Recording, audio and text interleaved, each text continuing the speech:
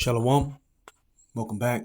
First and foremost, I want to give our glory, praises, and honors to Yahweh, Bahashim, Yahweh Shai. I want to give double honor to the apostles and elders of Great Millstone, and salutations to Yaaki and pushing his word in sincerity and in truth. Back with another lesson. Today's lesson is just going to be about uncertainty, right? There's uncertainty in the air, and you can feel it, man. With DJ Trump in office, you have a lot of uncertainty in the world, all right? Meaning people are basically on pins and needles, not knowing the direction of where everything is headed, right? So during uncertain times, you got to be even more circumspect. You got to be even more on the ball because you have to be mentally prepared and ready, spiritually prepared for whatever is going to be thrown at you next, right? You have Muskie and DJ Trump cutting off all these government programs, laying off all these government workers, about hundreds of thousands. And then on the flip side, you have certain of these agencies saying, we're not going to go by what the president is saying. We're going to keep these workers, So right there, you have what? Division. You have division on top of the uncertainty, on top of the pins and needles. So we definitely living in, like I said, prophetic and uncertain times, man. But us that have this knowledge, we are sure of what? We are sure of what Yahweh Bashem Yahweh Shai wants to do on this earth.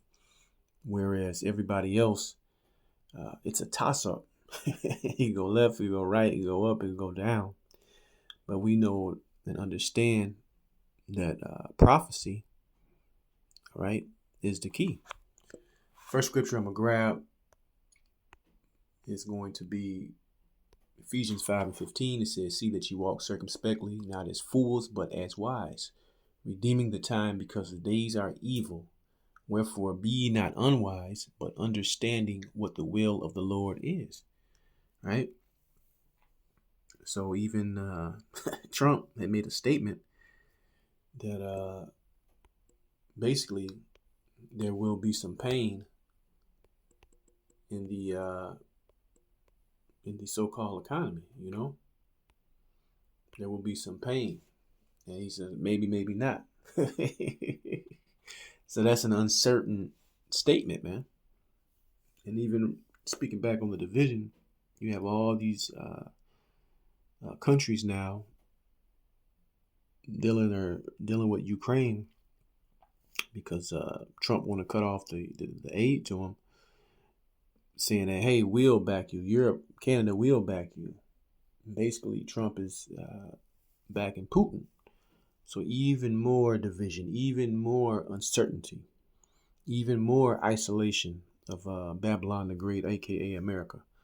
So things are lining up spiritually for the next shooter drop, man. All right. From there, let's go into Isaiah 33:6. It says, "In wisdom and knowledge shall be the stability of thy times, and strength of salvation. The fear of the Lord is his treasure." Right.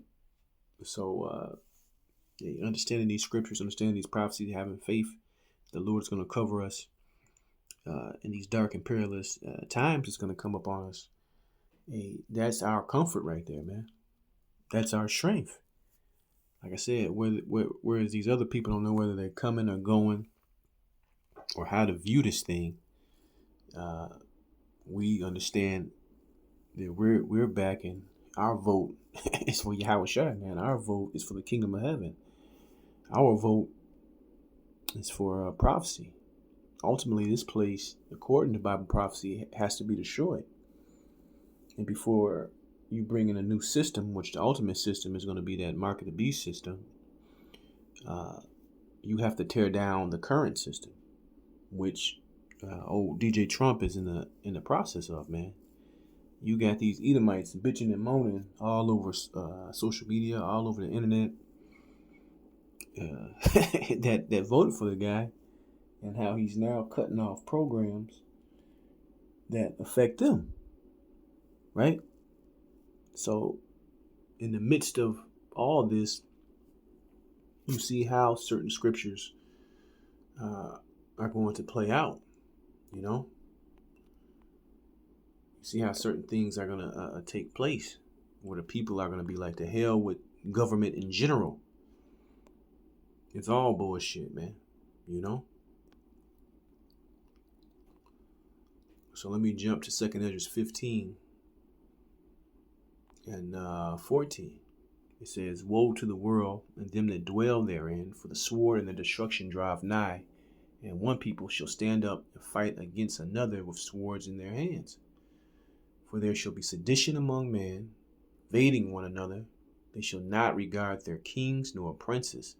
In the course of their actions shall stand in their power." So we talk about civil war, right? We talk about nations becoming unstable. We talk about secession among states, right? You have states saying we will not abide by Trump's executive orders. We will not help ICE gather up immigrants. You have lawsuits going to court of states suing the federal government. Hey, we're living in unprecedented times, man. All right. So you have to keep your eyes open and focused on what's next to drop, man.